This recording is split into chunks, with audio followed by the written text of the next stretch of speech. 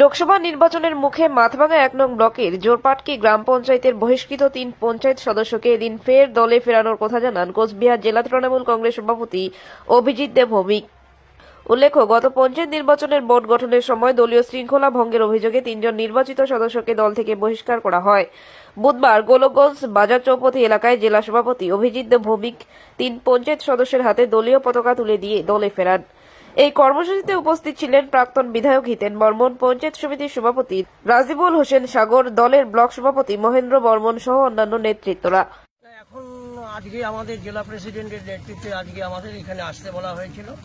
আজকে ওনারা আমাদেরকে যে সাসপেন্ড ছিলাম আমরা, সেটা আজকে ওনারা প্রত্যাহার করে নিলেন এবং আমাদেরকে বললেন যে আমাদের যে আসন্ন লোকসভা নির্বাচন আছে, এই নির্বাচনে আমাদের সবাইকে একসাথে ভালোভাবে কাজ করতে হবে যাতে আমরা এই অঞ্চলে ভালো ফল করতে পারি।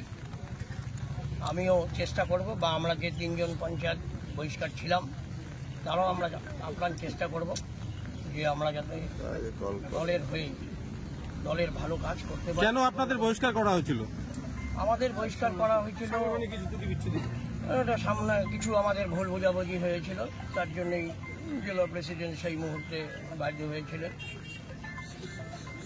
আব্দুল গনি আর হামিদা বিবি এই ৩ জন গ্রাম পঞ্চায়েত মেম্বার গত পঞ্চায়েতে যে কোনো আমাদের একটা দলীয় সিদ্ধান্তের পরিপ্রেক্ষিতে কিছু ভুল ত্রুটি মানসিক দূরত্বে একটা বহিষ্কার হয়েছিল নিতে হয়েছিল। তাদেরকে আজকে সাময়িক সময়ের জন্য সাসপেন্ড করা হয়েছিল। সেই সাসপেনশন আমরা উইথড্র করলাম এবং তাদের সকলকে নিয়ে আমরা এই যে কঠিন লড়াই লোকসভা নির্বাচন, সকলে কাঁধে কাঁধ মিলে এই অঞ্চলে সকলে কাজ করবেন।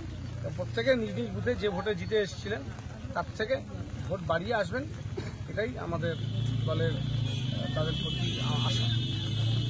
এই নিয়ে আজকে আমরা তাদেরকে আবার পুনরায় তাদের সাসপেনশন তুলে নিয়ে মেইন ফেজে কাজ করার জন্য তারা এসছেন, সকলে মিলে একসাথে কাজ করবেন।